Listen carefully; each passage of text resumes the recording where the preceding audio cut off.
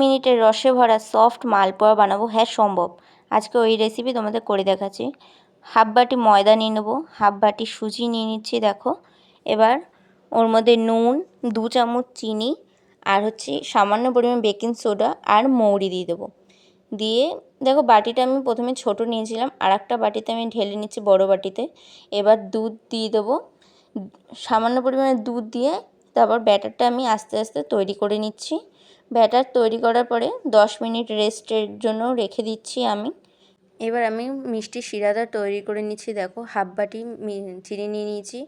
মিষ্টি শিরাটা তৈরি হতে আমি পাশের ওভেনে দিয়ে দিয়েছি। এবার আর একটা কড়াইয়ের মধ্যে, কড়াই গরম হয়ে আসলে রিফাইন তেল দিয়ে নেব। তেলটা গরম হয়ে আসলে এবার আমি যে ব্যাটারটা তৈরি করে রেখেছিলাম ওই ব্যাটারটা আমি দিয়ে দিচ্ছি। গ্যাসটা হাই ফ্লেমেই রাখবে, নয় লো ফ্লেমে থাকলে তেলটা কম গরম থাকবে আর ব্যাটারটা লেগে যাবে নিচে। এবার দেখো, এক পাশটা উল্টে আমি সাইডে রেখে দিয়েছি, আর একটাও আমি দিয়ে দেবো।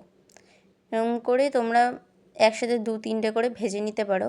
দেখো, আমি 2-3টে করেই ভেজে নিচ্ছি। তোমরা চাইলে একটা করেও ভাজতে পারো।